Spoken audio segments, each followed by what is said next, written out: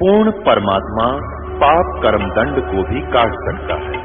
अभी तक जिस भी संत व महापुरुष से मिले उन्होंने यही बताया कि पाप कर्म फल भोगने से ही समाप्त होगा। वो प्रभु कौन है जो पाप कर्म को काट देता है, वो काल के बंधन से छुड़वा देता है। उसका क्या नाम है, पूजा की विधि क्या है? कृपया अवश्य सुनिए जगत गुरु तत्वदर्शी संत रामपाल जी महाराज के अमृत वचन।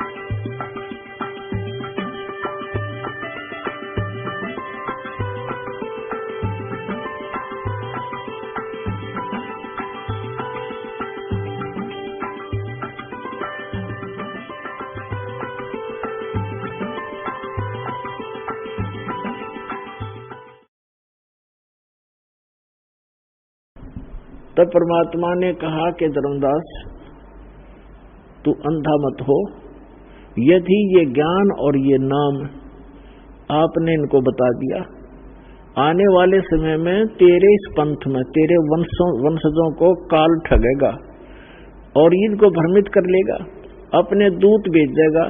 उन दूतों को ये हाथ लग गए मूल मंत्र तो बिचली पीढ़ी मैं सबको पार करूंगा विश्व को, तो ये पार नहीं हो पाओगे भाई, मेरा मिशन खराब हो जाएगा, मेरा सारा दाव नष्ट हो जाएगा जो मैं लगाना चाहता हूं। तो धर्मदास मेरी लाख दुहाई और ये सार शब्द की तो बाहर ना जाई। अब धर्मदास जी बहुत दुखी हो गया। परमात्मा ने सोचा यू काम बिगाड़ेगा, यू डोबेगा, कहानी मेरी बनी बनाई। तो परमात्मा ने प्रेरणा की उस दिन, उसके अंदर प्रेरणा की और उसने कहा कि भगवान मैं बहुत अंधा हो चुका हूं, वो बस मेरे बस की बात नहीं रही। परमात्मा बोल मुझे सतलोक भेज दो भगवान, मुझे सतलोक व धुन लगा दी दाता ने, अक्चल तुझे सतलोक भेजते हैं। जगन्नाथपुरी में एक प्रेरणा की परमात्मा ने उसको कि अगर ये यहाँ रहेगा बच्चों में, इसकी ममता नो की नो बनी रहेगी, यू काम बिगाड़ देगा, सारा यू नाम बता देगा। और इसके बताया हुआ नाम ने काम तो करना नहीं, क्योंकि अधिकारी नहीं, क्योंकि परमात्मा ने धर्मदास जी को आगे नाम देने का आदेश नहीं दिया था। केवल 5 नाम जो प्रथम मंत्र के यही दिया करते थे, इनका आदेश था। धर्मदास जी के लड़के जो परमात्मा के आशीर्वाद से हुआ था, कबीर जी के आशीर्वाद से, चूड़ामणि जी, उसको भी स्वयं ही दीक्षा दी थी, स्वयं ही उसको आगे नाम 5 नाम देने का गुरुपद प्राप्त कराया था। 5 नाम कौन से जो आपको प्रथम मंत्र में दिए जाते हैं, फर्स्ट एंड लास्ट छोड़ के, फर्स्ट एंड लास्ट उसमें नहीं दिया जाता था। अब ये लंबी कहानी है, बार बार सत्संग सुनोगे तब आपको पता चलेगा कि प्रथम और लास्ट मंत्र उस समय क्यों नहीं दिया जाता था। ये सत्संगों में बताया जाएगा, लेकिन अब विषय दूसरा है। तो कबीर परमेश्वर जी ने कहा कि धर्मदास मैं चारों युग में आता हूं और प्रत्येक प्राणी को जो एक बार मेरी शरण में आ गया उसको पार करके ही छोड़ता हूं। और जब मैं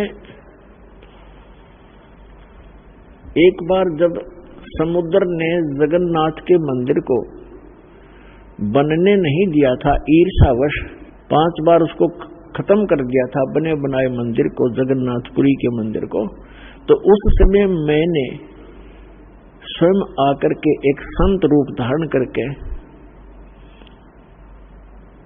और वहां बैठा था समुद्र के किनारे, और समुद्र ऐसे उठ कर रहा था, 40 फुट के करीब ऊंचा उठ के ऐसे पूरा पहाड़ की तरह आगे को बढ़ रहा था, जैसे साइक्लोन आ जाती है, समुद्री तूफान बोलते हैं, वो सब कुछ तहस नहस कर देता है। तो मैंने ऐसे कर दिया था, मेरी शक्ति के सामने समुद्र वहीं का वहीं जाम हो गया था एज इट इज। और फिर विपर रूप धारण करके समुद्र का देव आया था, उसने मुझसे याचना की कि मैं समुद्र तोड़ने जा रहा हूं, मुझे जाने दे।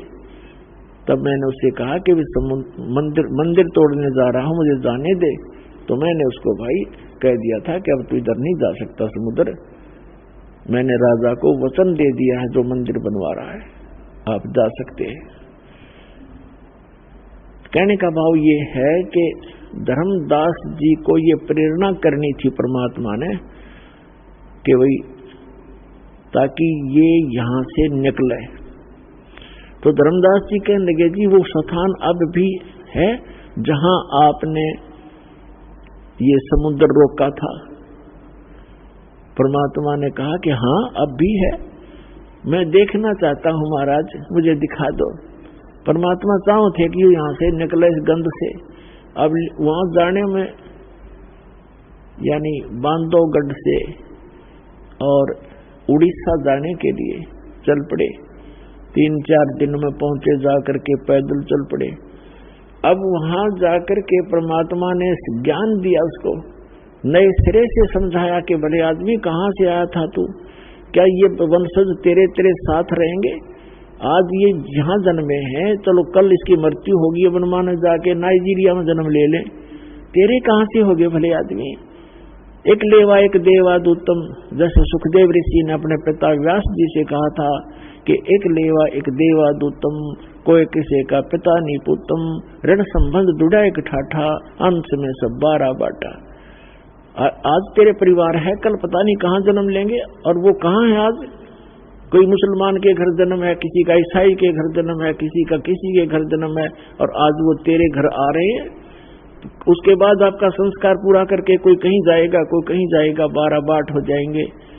तो समझा नहीं, इतना सारा मन तेरे साथ 50 साल हो गए माथा मारते ने, और तू वहीं का वहीं खड़ा है। तब इतनी दूर पहुंच गया जब यहां से, और वहां जब ये ज्ञान नए सिरे से सुना तो पहले भी करता, लेकिन 10-20 बार सत्संग ने सुनकर ये मन पक जाता है, और न्यू सोचा बस मैंने सब कुछ ज्ञान हो गया, खाक ज्ञान हो गया। इस ज्ञान को तो अंतिम सांस तक आधार बनाना पड़ेगा, सत्संग सुनते रहना पड़ेगा।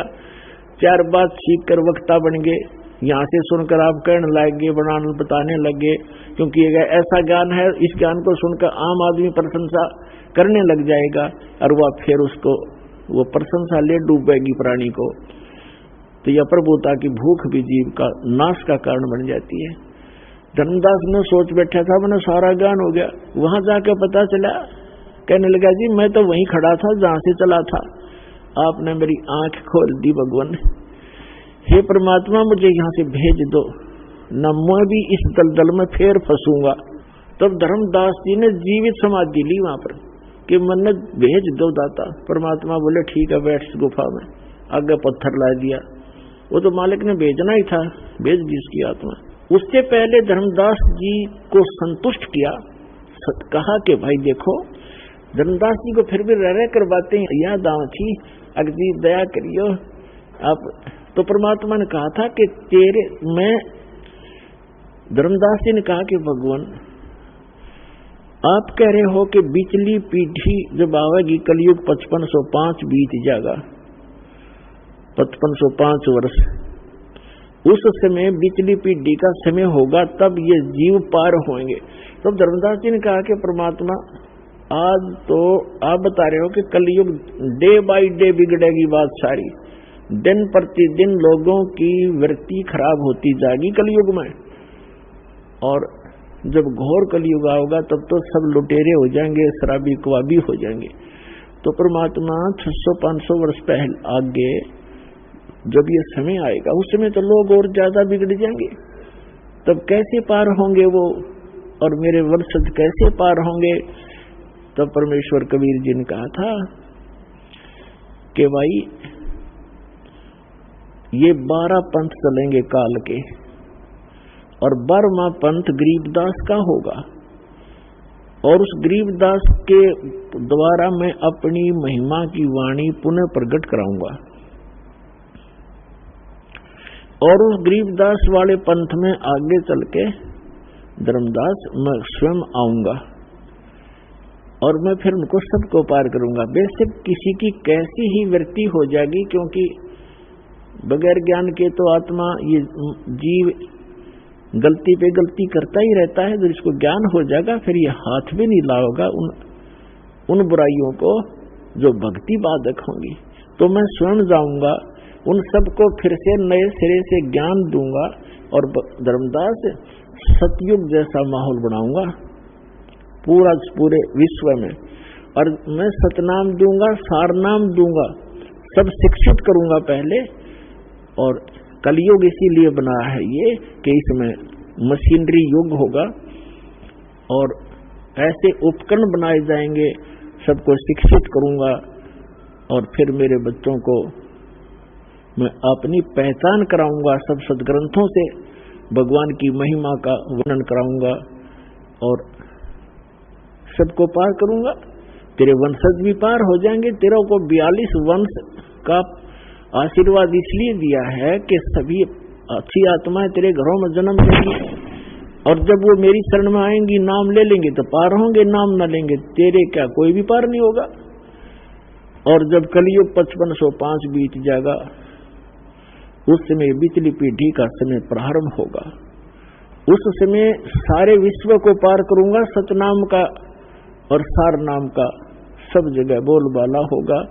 जो भी सतनाम और सार नाम को ले लेगा धर्मदास, तेरे वंशज का सारा विश्व पार हो जाएगा। तब धर्मदास ने संतोष हुआ धर्मदास जी को कि भगवान ने कह दिया यह फाइनल बात है, आप स्वयं आओगे, फिर मुझे क्या चिंता भगवान, मुझे सतलोक भेज दो। अगर मैं वापस चला गया वहां पर बांधवगढ़, मैं उस दलदल में फिर फंस जाऊंगा। उस समय धर्मदास जी की लगभग 118 वर्ष की आयु होगी थी जब वो सतलोक गमन किया जीवित समाधि देकर। अपने आत्माओं, दास क्या सिद्ध करना चाह रहा है आपको? दास ये सिद्ध करना चाह रहा है कि ये ऐसी अनमोल जड़ी, ऐसा अनमोल ज्ञान और ऐसे ये कारगर मंत्र परमात्मा ने छुपा कर रखे थे आपके लिए। सबसे निकट थे धर्मदास जी, उसको भी आगे प्रतिबंध लगा दिया था कि जिक्र भी ना कर देना इस सतनाम और सार नाम का। जिन भी महापुरुषों को परमात्मा मिले हैं उन सबको मंत्र दिए, लेकिन उनको आगे प्रतिबंध लगा दिया। और वो पक्के दृढ़ भगत थे, जो गुरु जी ने कह दिया फाइनल है, संसार कहीं जाओ, जो गुरु जी का आदेश है वो शिरोधार्य है, सारा संसार एक तरफ और वचन गुरु का एक तरफ।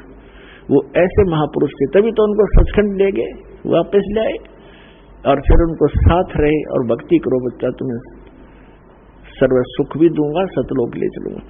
तो इसी प्रकार आदरणीय नानक साहिब जी को भगवान मिले थे बेई नदी पे और सचखंड लेकर गए, सारा कुछ दिखाकर वापस छोड़ा कि सतनाम से मोक्ष होगा। मैं काशी बनारस में धानक का काम करता हूं, जुल्हाई का वहां आ जाना। अब ये इस बात का विश्वास नानक साहब का नहीं हुआ कि भगवान और धानक का काम करे। जब वापस छोड़ दिया तो सतनाम बिना मोक्ष नहीं। और सतनाम मिले कहाँ? परमात्मा कह रहे मैं खुद वहां बनारस के अंदर हूं। तो सब लीला की जब वहां जाकर देखे तो उनको मिला, बनारस में बैठे परमात्मा वही रूप जो सचखंड में देखा था। तब नानक साहिब जी ने कहा था, भाई सूरत मुल्क की वेश, ए ठगवाड़ा ठगी देश, खरासियाना बोलता बार ये धानक रूप रहा करता। तो कहने का दास का भाव ये है कि तो नानक साहिब जी ने भी किसी भी सिख को ये 2 अक्षर का मंत्र जाप करने को नहीं दिया। सार नाम की तो बात छड्डो, वो तो बहुत दूर की बातें हैं, और स्वयं जाप करते थे।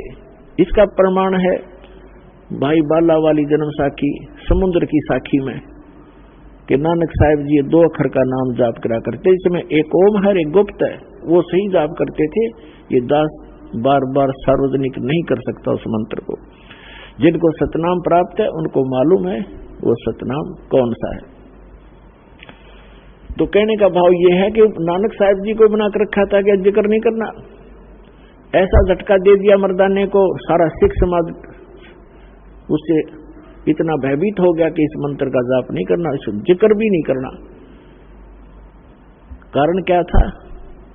धर्मदास मेरी लाख दुहाई, ये सार शब्द कई बार न जाई, सार शब्द बाहर जो पढ़ी, ये बिचली पीढ़ी हंस नहीं चढ़ी। अगर ये सार शब्द बाहर जाएगा तो मेरे बच्चे बिचली पीढ़ी वाले हंस पार नहीं होंगे। तो पुण्यात्माओं, ये सारा खाड़ा आपके लिए हो रहा था।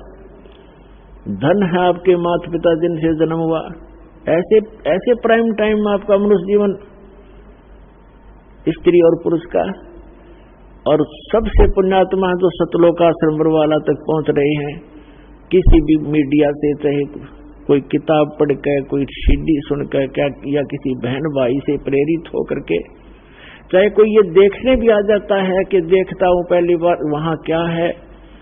ऐसे बहुत से भगत परमात्मा के हंस इसी प्रेरणा से आए कि देख लेंगे, चल देखते हैं, तुम्हारे गुरु जी का आश्रम देख के आते हैं। जब ज्ञान सुनते हैं, सबको भूख है भगवान की, सबको चाह है उस परम पिता की, ये भूल पड़ी हुई है संसार के, आत्मा जाग जाती है और नाम लेकर जाते हैं। सौभाग्य जिनका, जो अच्छी किस्मत वाले होते हैं, तो यहाँ से नाम लेकर ही जाते। तो यहाँ आना, ये दीक्षा प्राप्त करना और ये सभी मंत्र प्राप्त करना, तो ये छोटी बात नहीं है। आप आम आत्मा नहीं हो, आप परमात्मा की लाडली आत्मा हो, और धन्य है उन माता पिता से जिनसे तुम्हारा जन्म हुआ। तो पुण्यात्माओं, आप हो बच्चे, आप हो हीरे और मोती इस परम पिता के। कबीर साहब कहते हैं, गोता मारू स्वर्ग में, अर्जा बैठू पाताल। गरीबदास जी कह रहे हैं, कबीर साहब ने बताया कि गरीबदास खोजत फिरूं, ढूंढत फिरूं अपने हीरे मोती लाल। आप वो हीरे मोती लाल हो, क्योंकि आप चाहे हीरा मोती लाल की कीचड़ में भी पड़ा है, रेत में पड़ा है, जौहरी की नजर पड़ी, उसने उसी से में उठावेगा और अंदर गाल लेगा, भी तेरा लीजिए में कोई देख ना ले। तो आप वो लाल हो, दास ने आपको पहचान लिया और आप अपनी परमात्मा की पहचान करा दी, और आप यहां आम आत्मा नहीं आ सकती, उस परमेश्वर की विशेष आत्माएं हैं जो सबसे पहले आएंगी।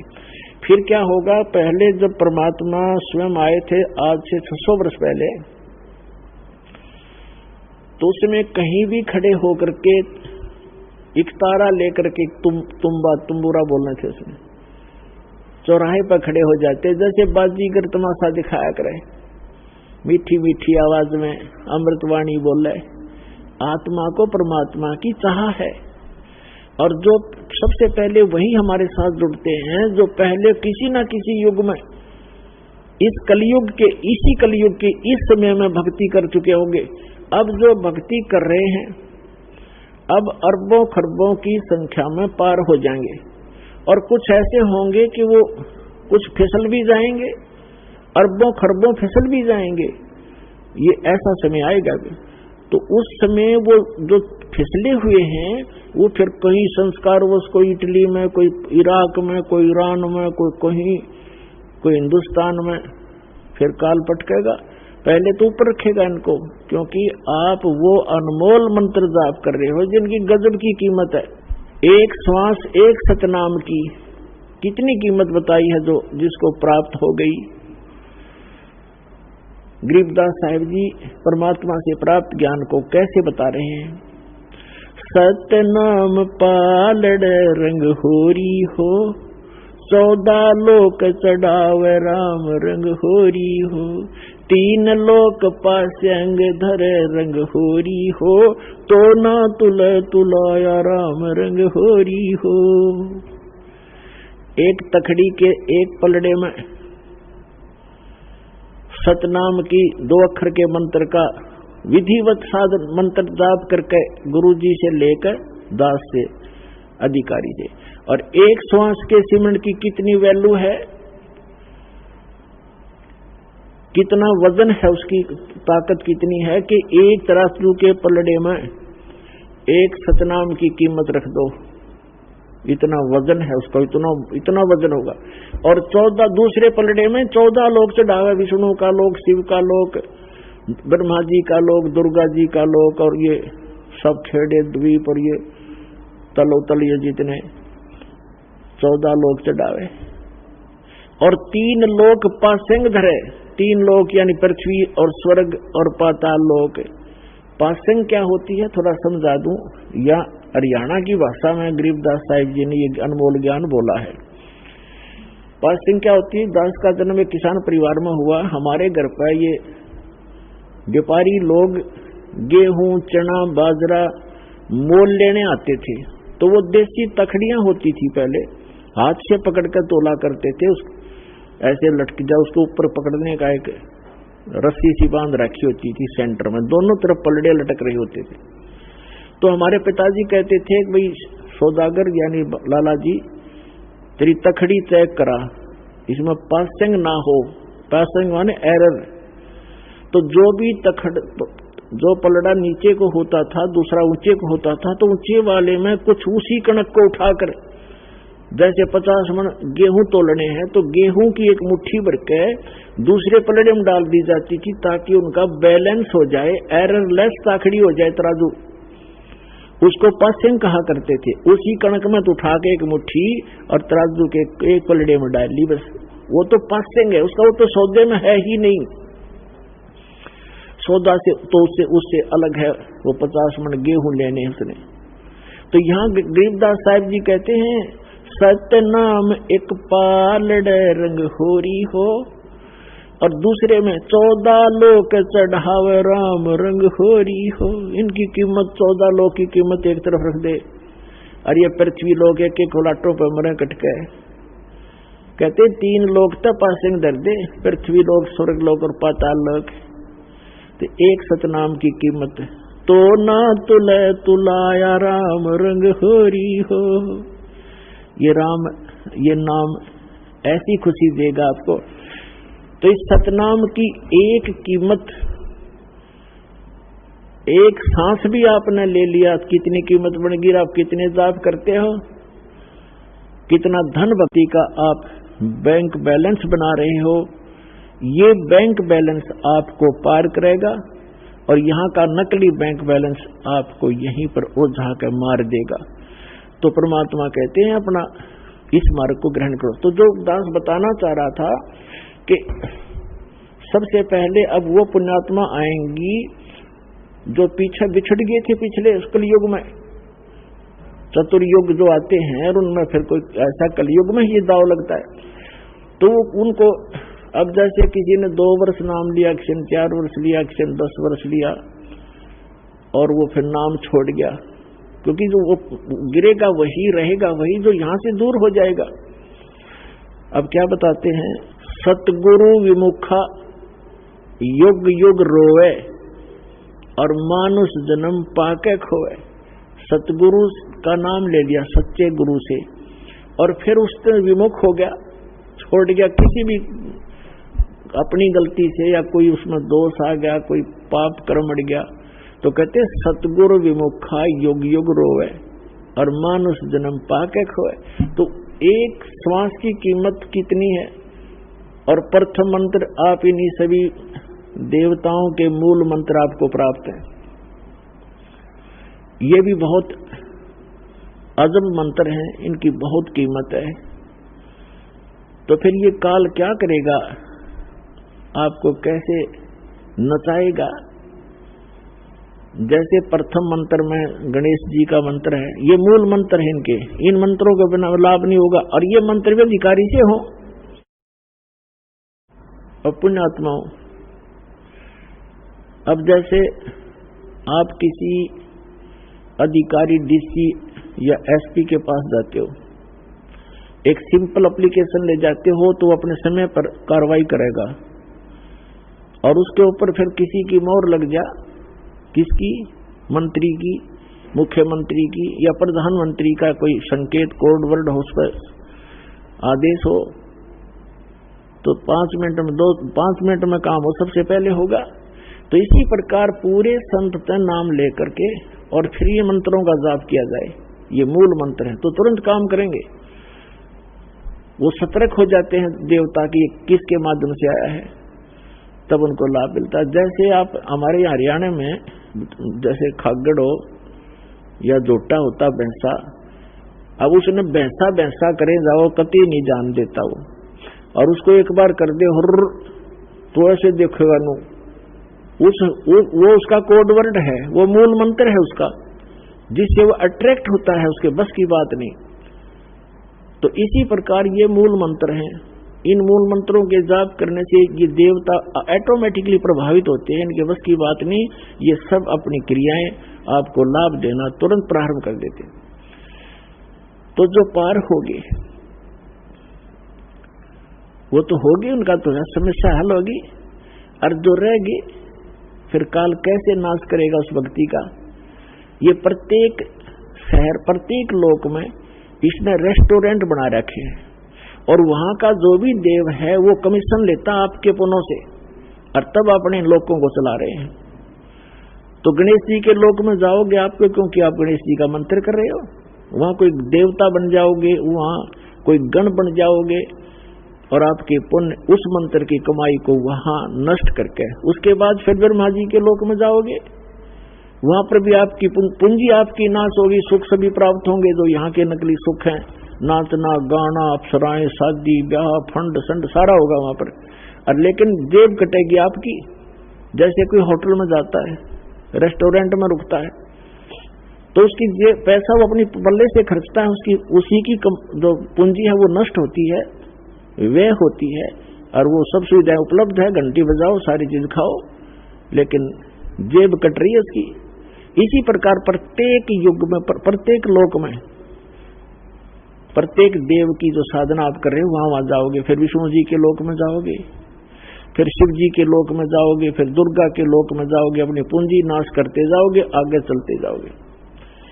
जिन्होंने सतनाम का जाप कर रखा है वो फिर ब्रह्मलोक में जाएगा। ब्रह्मलोक में इस काल ने के और धोखा कर रखा है, उसमें 4 विभाग कर रखे, स्वर्ग को 4 भागों में बांट रखा है, और उसका नाम लिख दिया नकली सतलोक, अलखलोक, अगमलोक, अनामीलोक। और जो दूसरे सतनाम का जो जाप है, सतनाम के अंदर 2 अक्षर का नाम है, वो तो ब्रह्मलोक में जो सबसे पहले सतर का ब्रह्मलोक है उसमें नाश कराता है, और दूसरा जो मंत्र है उसके साथ उसको ऊपर के लोकों में, उससे ऊपर अलग स्थान बना रखे हैं, उससे अच्छी क्वालिटी के होटल, उनमें नाश कराता है। और जिसको सतनाम प्राप्त है उस प्राणी को परमात्मा फिर आकर के जब उसको मानव शरीर प्राप्त होता है, उसको फिर से ग्रहण करते हैं, उसको फिर से नए सिरे से फिर तैयार करते हैं, ज्ञान देते हैं। अब देखो पुण्यात्मा, कहाँ तो अब आपका फाइनल गेम है यो, जैसे समझ में आ जाए आपके बाद अपना करो आगे कल्याण, मर्यादा में रहो। इतनी भक्ति जो आप कर रहे हो पर्याप्त है। परमात्मा को सब पता है कि इस काल के लोक में कौन कितनी भक्ति कर सकता है, यो करण नहीं देता, 100 टेंशन पैदा करके रखता है एक व्यक्ति के। बताइए जीव कैसे पार होगा, कैसे भक्ति करेगा। तो इसलिए इन्होंने ऐसा अनमोल मंत्र दे दिया कि सारे दिन में 100, 200, 500 मंत्र भी सतनाम के कर दिया, मैं तो भी पार कर दूंगा। मालूम है मालिक को कि ये कर नहीं सकते, इस हालत कर रखा है इसने जालिम ने, तो ऐसा अनमोल मंत्र दे दिया कि इसकी कीमत इतनी गजब की बना दर दी कि ये आपकी जो है इतनी बढ़िया कमाई बन जाएगी। अब जैसे एक व्यक्ति 200 रुपये कमावे सारे दिन में, और एक ऐसा बिजनेस बता दिया किसी ने, रोज के 2 लाख रुपए गल्ला लेता है, तो उसमें 10, 20, 50 हजार की कमाई भी होती होगी इसको। तो आपको वो बिजनेस दे दिया, वो तरीका बता दिया कि इसमें आपको रोज की घनी कमाई होगी। तो इस प्रकार अब जो रह जाएगा, अब जो सारनाम प्राप्त प्राणी भी रह जाते हैं, सारनाम प्राप्त हो गया, इसका मतलब ये नहीं मुक्ति होगी। जिस दिन भी जरा सी गफलत करी उसी दिन काल बुद्धि पकड़ लेगा आपकी, चाहे कुछ भी प्राप्त कर रखा आपने। परमात्मा कहते हैं जब लग हंसा हमरी आना, आन मन मर्यादा में, और काल लगे नी तेरा बाणा। तो जब हम सतगुरु की शरण से दूर हो जाएंगे तब काल आपको जकड़ देगा, आपकी बुद्धि खुलना नहीं देगा। बुद्धि खुल नहीं होती तो पहले खुल गई होती आपकी, अब खुली आपकी बुद्धि परमात्मा के ज्ञान से, दास की माध्यम से, तो फिर उतनी ही जकड़ देगा। 1-2 महीनों के बाद ही आप यहाँ बंद कर दोगे, उसी तरह बुद्धि घुमा देगा। ब्रह्मा विष्णु महेश की घुमा रखी था, आपका ब्योत क्या है, आपकी तो फिर बुनियाद क्या है, विचार करना। तो कहने का तो दास आपको समझाना चाह रहा आज के सत्संग में। और ये फिर कितने दयालु हैं, कहते हैं इन भोली आत्माओं को यदि वहां यहां तो रह गए आप, क्योंकि कलयुग का जो पीक टाइम है, प्राइम टाइम खत्म हो गया, और फिर आप ऊपर चले गए गणेश जी के लोक में, विष्णु जी के लोक। अब आपका वो तो काम बिगड़ गया, कितना समय बढ़ा दिया आपने, पता नहीं कब 1000 कलयुग बीत जाएंगे, कितना हजारों युग बीत जाएंगे, तो हजारों युग के बाद तुम्हें वापस पटकेगा धरती पर कति खाली करके। आप नहीं तो ऊपर रखेगा आपको उस गणेश जी के लोक में, विष्णु जी के लोक में, शिव जी के लोक में, ब्रह्मा जी के लोक में, दुर्गा जी के लोक में, फिर उस नकली सतलोक और अलखलोक में, फिर धरती पर पटक देगा कति खाली बना के। और फिर यहां मनमाने पृथ्वी का राजा हो जाए, इतनी कीमत फिर भी रह जाएगी आपकी। राजा बनकर आपको पता है यहाँ कितने पाप इकट्ठे करता है, सारा दिन बुरे करना, बकवाद करना, रानियां बना लेना, और फिर शिकार खेलन जाना, जीव हिंसा करना, कति फुड़वा देता कर्मों को, और फिर पटक देगा गधा बना के। फिर पता नहीं कब मनुष्य जीवन मिलेगा, कब जाकर आपको ये समय मिलेगा जो आज है। अब कितने दयालु हैं ये परमात्मा, कहते शिव मंडल ब्रह्मापुरी, चाहे विष्णु लोक में हो, अमरे गुण भूले नहीं तो आने छुटाऊं तो।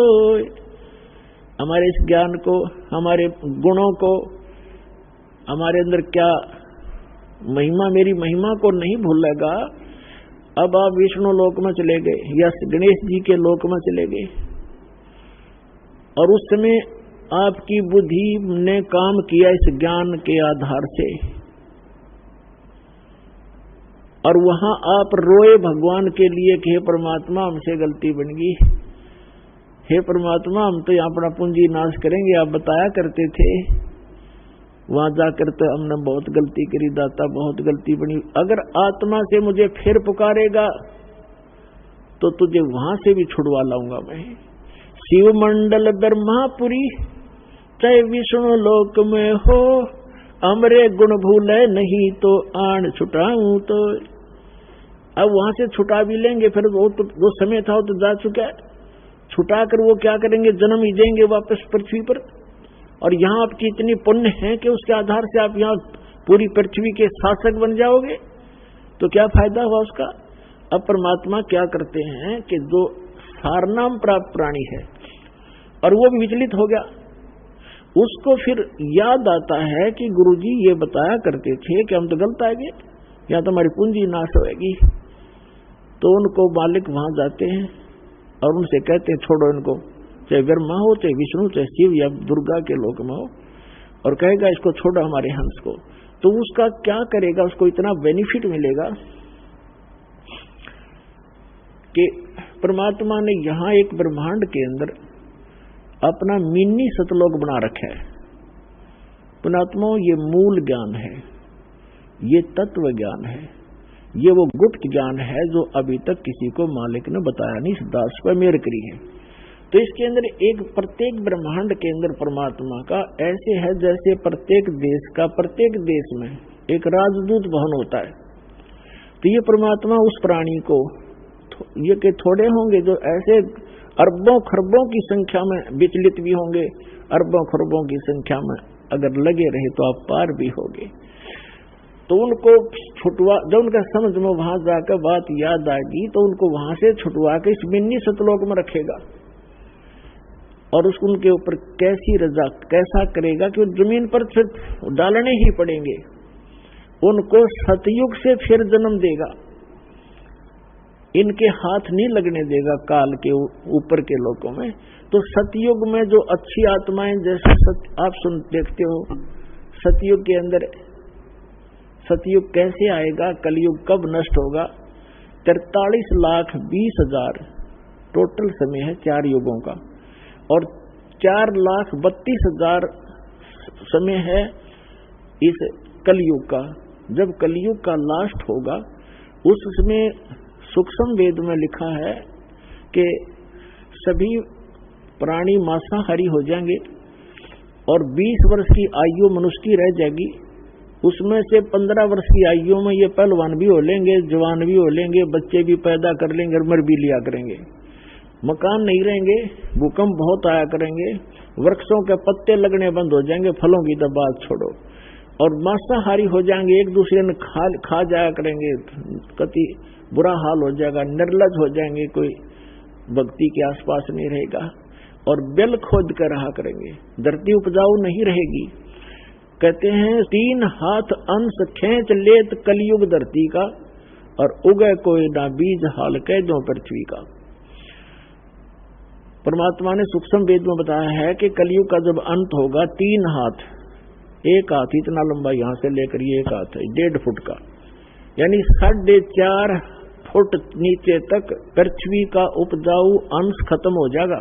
अब आप देख रहे हो कितना यूरिया, कितना खाद यो डाला जाता है, यो इसको नाश कर रहा है नीचे पृथ्वी के उपजाऊ अंश को, और प्रदूषण इतना बढ़ जाएगा, वर्षा होनी बंद हो जाएगी, पृथ्वी पर सब बुरा हाल हो जाएगा। तो उस समय क्या होगा, एक नीकलंक नाम का अवतार, जिसको कल्कि अवतार लिखा है उसके अंदर, सुधा सागर के अंदर, श्री सुधा सागर मद्भागवत में, तो वो आएगा, राजा हरिश्चंद्र होगा वो, जो सतयुग में पुण्यकर्मी प्राणी था, काल की भक्ति कराया करता, उसको स्वर्ग में भेज दिया।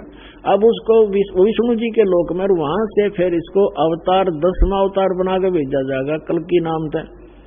अब उसके कर्म बिगड़वा होगा काल, तो उस समय उन सभी कृतघ्नी प्राणियों को, कलयुग के अंत वालों को नू काटेगा, जैसे कसाई काटा बकरों को, सबको मारेगा, केवल उनको छोड़ेगा जिसकी थोड़ी बहुत भी आस्था उस समय भक्ति की होगी। उस समय क्या होगा कि सब 1.5 फुट के 2 फुट की कद हो जाएगा, सब इससे ऊपर नहीं रहेगा, 1.5 या 2 फुट का कद होगा।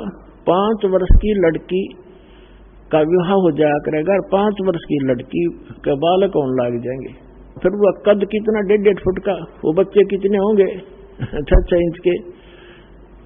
तो इस प्रकार वो कलयुग का अंत होगा। उसमें क्या होगा, क्योंकि एक तो संसारिक लोगों के किस्मत के आधार से वर्षा होती है, उनके पुण्यों के आधार से, फिर परमात्मा अपने हिसाब से सृष्टि क्रम को चेंज करते समय इतनी जबरदस्त वर्षा होगी, पृथ्वी के ऊपर कई फुट, 20-20, 30-30 फुट पानी खड़ा हो जाएगा पूरी पृथ्वी पर, और जो वहां व्यक्ति बचे हुए होंगे वो ऊपर के पहाड़ी क्षेत्र में चले जाएंगे,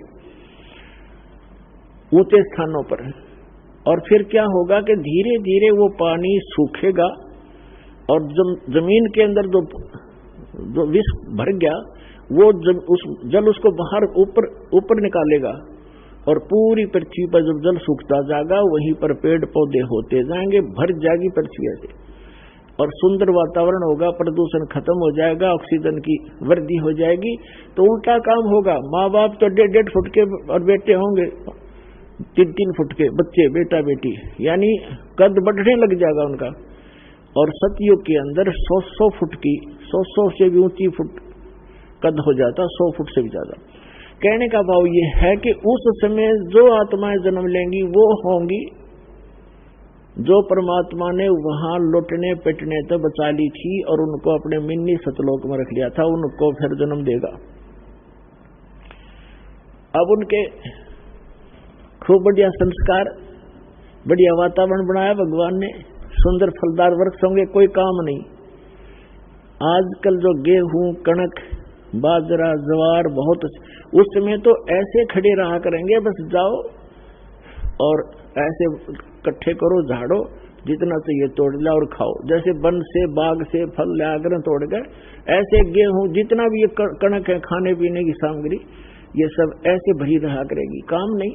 और फिर वो क्या करा करेंगे, काल तो इनके पीछे लगा रहता है कि इनको पता नहीं लगे, भक्ति का भ्रमित करवाता है मनु बना के, मनु जी वो गलत ज्ञान भरवाता है। और फिर ये सभी उसी आधार से भक्ति भी करते हैं, समाधि भी लगाते हैं, क्योंकि उन्होंने भक्ति कर रखी पहले सतयुग कलयुग में। अब भक्ति बिना नहीं रह सकते। प्रत्येक प्राणी सतयुग में साधना करता है, समाधिस्थ हो जाता है, सारा सुख होता है, शरीर भी स्वस्थ होता है, कोई कष्ट नहीं होता, मानसिक परेशानी नहीं होती। तो उस समय इनको भक्ति मार्ग पर लगाना बड़ा कठिन हो जाता है। तो काल ने परमात्मा से कहा था कि 3 युगों में जीव कम ले जाना, और चौथा युग जब कलयुग आवे तब तो शरण जीव हो जाओ। काल ने सोचा था 3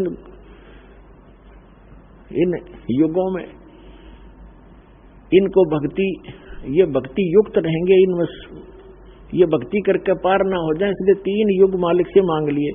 वो तो चतुर न्यों बनया था, अकवई चल 3 युग में इनकी भक्ति का नाश करवा दूंगा मैं, और फिर ये बन जाएंगे भिखारी कलयुग में। और फिर नकली संत पंथ भेजकर, जैसे ये अन्य पूजाएं देवी देवता और मंदिर की बनवा के इनको गलत साधना पर लगा दूंगा, ये कति भक्ति योग नहीं रहेंगे। अब देखो पूरा चीन नास्तिक हो गया, पूरा रूस नास्तिक हो गया, और ये राधा स्वामी पंथ से ब्रांच जितनी बड़ी हुई, दंडन सतगुरु दनोदाल और जय गुरुदेव, इसमें आपको दिखा दूंगा। जिस मार्ग पर नहीं लगे तो आने वाले 50 वर्ष के अंदर सब नास्तिक हो जाएंगे, राम नाम कहने वाला नहीं रहेगा।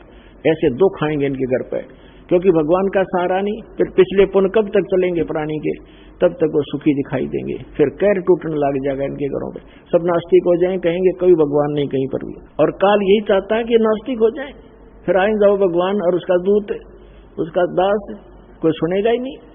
लेकिन भगवान ने पता था कि सतयुग त्रेता द्वापर में इनको सारे सुख होंगे, और ये भक्ति नहीं कर सकते मेरे वाली, इसलिए फिर ही छोड़ देता। ठीक है भाई, इन 3 युगों में ना ले जाऊंगा मैं, कल युग में ले जाऊंगा। अब देखो यहाँ कितने दुखी आते हैं, पुण्य खत्म हो लिए, पाप का दौर शुरू हो गया। वो नकली संतों से, नकली साधनाओं से कोई आगे लाभ चारदर लगा नहीं, तो दुख दुखाने थे। तो परमात्मा को पता था ये मुझे तभी चाहेंगे जब ये महादुखी हो जाएंगे, जब तक इनको सुख है ये कोसों दूर रहते मेरे से। अब उन आत्माओं का जन्म होगा सतयुग में, जो दास आपको बता रहे हैं। लेकिन कितना लंबा काम बढ़ा दिया उन्होंने। अब फिर सतयुग में समझे नहीं, क्यों सब सुखी, फिर स्वदेशी बन जाएंगे, पाक जाएंगे, उनमें सिद्धियां होती हैं, थोड़ी भक्ति से उनमें सिद्धियां आ जाएंगी। अगस्त ऋषि ने 7 समुद्र पी लिए एक घूंट में, और प्रभु पाक गया। आज तक गुण गाए जाते हैं, खा कहिए फिर क्या हो गया मोक्ष उसका, 7 समुद्र पीण की सिद्धि बनाने से, प्राप्त कर लेने से। तो काल ऐसे डिलेड हुआता है। तो कहने का भाव ये दास का कि साथ साथ फिर अन्य नई जनरेशन, नए भी संस्कार वश उत्पन्न होते रहते हैं। तो जब परमात्मा आते कलयुग में आए, कहीं भी खड़े होकर के तंबूरा लेकर के चौराहे पर अपनी प्यारी भाषा बोलने लगे, वहां पर 150-200 व्यक्ति इकट्ठे हो जाते, 10-20 घंटा, 10 घंटा अपना विचार करते। वहां ये वाणी बोलिया करते भगवान जो सुख संवेद की है, मानुष जन्म पाया कर नहीं रटे हरि नाम, जैसे कुआ जल बिना भाई बनवाया क्या काम। सर्व सोने की लंका थी वो रावण से रणधीरम, एक पलक में राज विराजी जम के पड़े जंजीरम। मन तू सुख के सागर बसरे भाई और न ऐसा यसरे। अब ये वाणी रात्मा के सीधी जाकर लगे तो वहां बैठे भगत, उनमें से 20, 30, 50 आकर चरणों में बैठ जाते, हे भगवान हमें को दीक्षा दो, को रास्ता बताओ। तो इस प्रकार परमात्मा के 64 लाख शिष्य हो गए थे। 64 लाख उस समय, आज से 600 वर्ष पहले, और उनको सुख दिए। फिर उनको ये प्रथम मंत्र के 5 नाम दिया करते थे दाता। इन 5 नामों का गाटा जोड़ दिया इन दूसरे पंथ नकलिया ने। इनके ये 5 नाम बिना समझ में आए, रंकार ओंकार ज्योत स्वरूपी निरंजन सतनाम और फलाना नाम वट देने लगे। तो भाई पूरे ग्रुप ने बात बना नहीं। तो कहने का भाव दास का ये है कि मैं रोवत हूँ सृष्टि को, ये सृष्टि रोवे मोहे, गरीबदास इस योग को समझ न सकता कोई। अब जैसे परमात्मा 600 वर्ष पहले आए थे तब हम अशिक्षित थे। 64 लाख से सोना कोई बालकों का खेल नहीं है, ना कोई मीडिया था, ना कोई प्रचार साधन था। कैसे हुई? एक दिन में 1000 जगह प्रकट हो जाते थे परमात्मा, और सबको समझाते थे, उनको सुख देते थे। क्योंकि सबको इतना सुख दे दिया कि वो समझ में नहीं आया करते उनका ये संत के आशीर्वाद से मुझे ऐसा लाभ हो गया, नाम लेते इतने सुख होने लगे। तो 64 लाख हुए थे, लेकिन उनको ज्ञान नहीं था, अशिक्षित थे। जब सुख हुआ तो सुख हुआ तो सुख है। फिर कोई भी आ गया, अरे ये क्या, ये तो क्या जाने भगवान के बारे में, अशिक्षित है, दुल्हा है, ऐसा है, छोटी जाति का है। तो कुछ सुख होते ही ये आत्मा, ये काल, इसका दाव लगता है। परमात्मा कहते हैं इसे सुख का आग लगे, जो नाम हृदय ते जावे, और बलिहारी उस दुख के जो पल पल नाम रटावे। वो सुख भी हमारे लिए हमारा दुश्मन बन जाता है, जो उस सुख की हमें जरूरत नहीं। भगवान जो आपसे दूर करे, इतना कष्ट दिए रखना दाता तेरी याद बनी रहे, हमें समझाना चाहते हैं परमात्मा। और फिर क्या बताते हैं कि ज्ञान संपूर्ण हुआ नहीं, हृदय नहीं छदावे, और देखा देखी भक्ति का रंग नहीं ठहरावे। तो 64 लाख से हो गए, सबका सुख हुए और गुण गावे, क्योंकि भगवान आ रहे हैं भाई, एक बार नाम दिया था, आशीर्वाद दिया था, ये सुख हो गया, सोवान बतावें। और परमात्मा ने एक लीला करी थी कि इनको परख के देखूं ये ज्ञान से लगे हैं या केवल वैसे मेरे पीछे पड़े हुए हैं।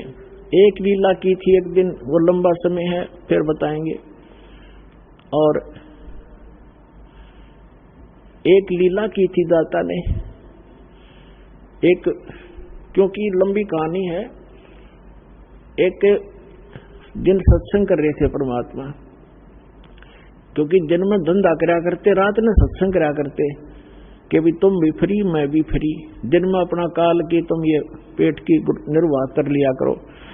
तो रात को सत्संग कर रहे थे। एक वैश्या का मकान था नियर बाई, आसपास कहीं। रात के मौसम सुहाना मौसम था, रात का शांत मौसम था। मालिक, वो तो लीला थी, अपनी आत्मा कहीं भी गर्त में पड़ी है, उसको उठाना ही था। अब वो बैठ गई झांकी में अपने मकान के, और मालिक सत्संग सुना रहा था। भाई ऐसा पाप लगता है, ऐसा मनुष्य जीवन बड़ी मुश्किल से मिलता है, परमात्मा की भक्ति नहीं करता, उनका विनाश हो जाता है, आगे पशु बनते हैं, पक्षी बनते हैं, बुराई करना नहीं चाहिए। सत्संग सुनाया। वो पुण्यात्मा थी, बेटी का कलजा भराया कि मन तक घोर पाप को मार लिया, सारी उम्र को शुभ नहीं बना मेरे से। तो लड़की परमात्मा के चरणों में आगे उठ के और कहा, भगवान का मेरे जैसी पापन का भी पाप नाश हो जाएगा क्या? मेरे जैसी पापनी भी पार हो भक्ति कर सकती है?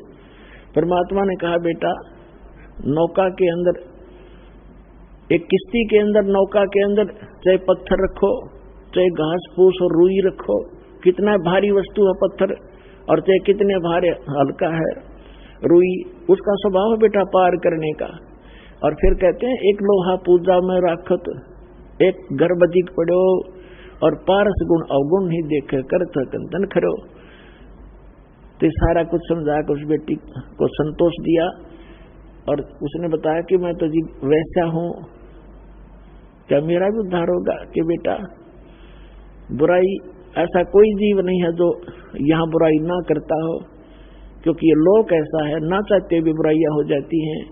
अब आपको कितना मैला कपड़ा है, साबुन और जल प्राप्त हुआ, निर्बल हो गया, खूब मेहनत करके उसने साफ करे, अपने ने भक्ति कर। तो लड़की की ऐसी प्रेरणा लगी, सब बुराई छोड़ दी। लेकिन हमारी आदत है कि हम फिर भी उसको उस दृष्टि से नहीं देखते, अज्ञान के कारण। वो लड़की आती, अब उसको तो पिछला जो समय गया वो बुरा दिखाई देता कि कैसे अपनी पिछला जो समय गया उसको पूरा करूं। ज्यादा से ज्यादा गुरुदेव के पास आती, उनके चरण छूती, मत्था टेकती, पैर दबाती।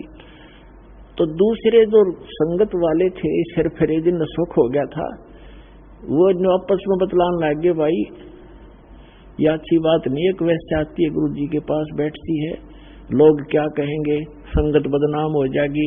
उस लड़की को धमकाने लग गए कि तुम मत आया कर यहाँ पर, तूने सारा माहौल बिगाड़ दिया। अब वो लड़की फिर और ज्यादा दुखी होगी कि मुश्किल से राह पाया था, भगवान में अब क्या बनेगा। तो उसने गुरुदेव के पास रोती रही। परमेश्वर ने पूछा, बेटा क्यों रो रहा? पता था उनको क्यों रो रही है बेटी। उन रोते रोते सारी कहानी बताई। जी मैं निकम्मी तो हूँ ही, इसलिए आपके पास आई हूँ कि निकम्मी का भी उद्धार हो जाता है। आपने बताया, लेकिन कुछ भगत भाई, कुछ बहनें ऐसे ऐसे विरोध कर रही हैं, मुझे आने से मना करते हैं। तो परमात्मा सत्संग के माध्यम से सबको उपदेश दिया करते थे। एक एक को किस को कहे, सत्संग के माध्यम से ज्ञान दिया करते थे। कहते हैं, कुष्टि होवे संत बंदगी कीजिए, हो वैसा के विश्वास चरण चित दीजियो।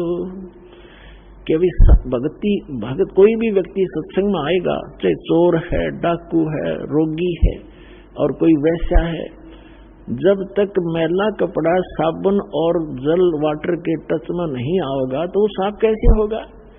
और भाई भक्तों के लक्षण ये नहीं होते। तो वैसा का भी विश्वास, उसको अपनी बहन समझना, पाप से नफरत करो पापी से नहीं, ये तो आम आदमी भी कहता है। और सभी, जैसे एक उदाहरण दिया जाता है कि एक संत था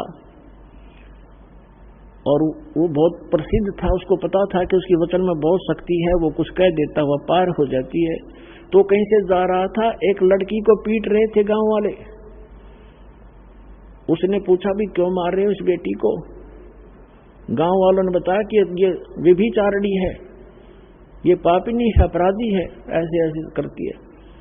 संत बोले, भी रुक जाओ, सजा मैं बताऊंगा, ऐसे देंगे कि पत्थर उठाओ सभी और सब मारेंगे इसको। पर वो पत्थर मारना जिसने ये पाप ना कराया वैसा, नहीं तो यही खत्म हो जाओगे। पत्थर डाल डाल कर सारे खिसक गए। तो हम अपने दोस्तों को पीछे रखते हैं, दूसरों को उछालते रहते हैं। तो हम भक्त बनना चाहिए।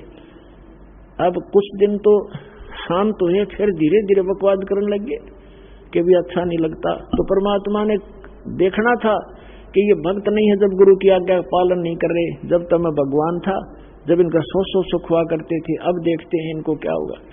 एक दिन परमात्मा ने कहा कि ला इसका पक्का काम कर दूं, इनको देख लेता हूं कितने भक्त हैं कितने अभक्त हैं। उस लड़की से कहा वैसा से कि बेटा कल तू पूरा हार श्रृंगार करके सब आभूषण जो भी तेरे पास है पहन के आ जा। अच्छा पिताजी।